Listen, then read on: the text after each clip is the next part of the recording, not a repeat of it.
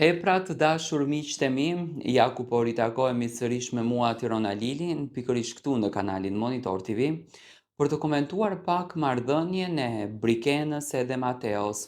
Një marrëdhënie që realisht ka thyer në zemrën e tyre fansat. Do thoni pse? Ne të gjithë kemi pritur që pas asaj puthjes të shumë pritur që Brikena e dha brenda shtëpisë së Big Brotherit, marrëdhënia e tyre do të ishte një marrëdhënie që do të thënë do të na ngjallte emocione që ndoshta ne nuk i kishim përjetuar në formate të tilla. U bën disa ditë që Brikena dhe Mateo rinë të përçarë me njëri tjetrin. Do me thënë me cepa të syrit e shohin njëri tjetrin, nuk mund të themi dhe nuk mund të jemi të bindur që Mateo nuk e do Brikenën, sepse shoh ca komente që janë të bindur, Mateo nuk e do Brikenën, apo Brikena anasjelltas. Unë shoh një marrëdhënie që ka një ego shumë të theksuar, që ka një inat shumë të theksuar, që ka do me thënë një shpirt aq shumë të fortë sa që janë në gjendje të lëndojnë kaq shumë veten e tyre dhe të mos të ulen të qartësojnë njëri tjetrin. Tani Brikena mban atë kokfortësinë, nuk shkon pranë Mateos, në kokën e saj ndërton atë skenarin që Mateo ka pëlqim për Selinën, Mateo e ndjen Selinën, Mateo në shpirt dhe në mendje mendon për Selinën. Ka ndërtuar një skenar tjetër që Shëndriti është përçarja deri diku po, sepse un kam dëgjuar vetë bisedën që Shëndriti ka bërë me Mateon, duke i thënë Mateos që ti duhet të mbash qëndrimet e tua, sepse lëvizjet që bën Brikena më duken jo të bukura dhe realisht Shëndriti është në të vërtetë, sepse po të ishte një mashkull tjetër, më besoni që nuk do të kishte nevojë dhe ta merr puthjen e Brikenës pas gjithë asaj lodhje që i ka shkaktuar Mateos.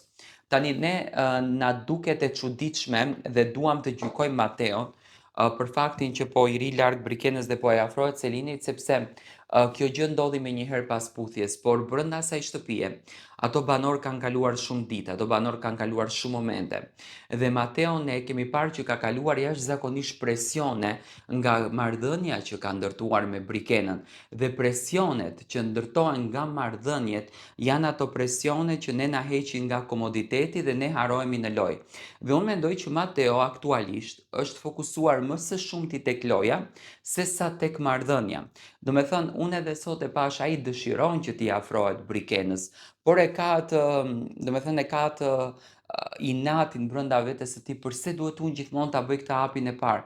Pse ajo nuk vjen për të më kërkuar falje, sepse ajo ishte fajtorja, do me thënë, krijon një histori duke mos qenë histori. Dhe mendoj që nuk është se mes Brikenës dhe Mateos është shuar dashuria apo nuk ekziston dashuria.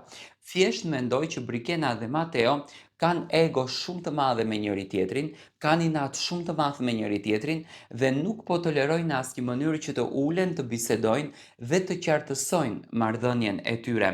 Dhe edhe për vete, por edhe për publikun që i do, të vazhdojnë rrugtimin e tyre të dashurisë. Domethënë unë kështu i shoh dhe mendoj që njëri duhet të hedhë napin, por asnjëri nuk po e hedhin.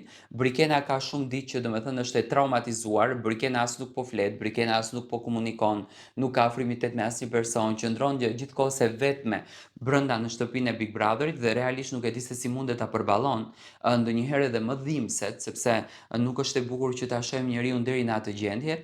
Por një njeri, sipas mendimit tim, mund të arrijë në atë stad, sepse Brikena tani është duke kaluar shumë matematika në kokë, mosvallë e mori puthjen dhe më përdori, shpëtoi nga televotimi.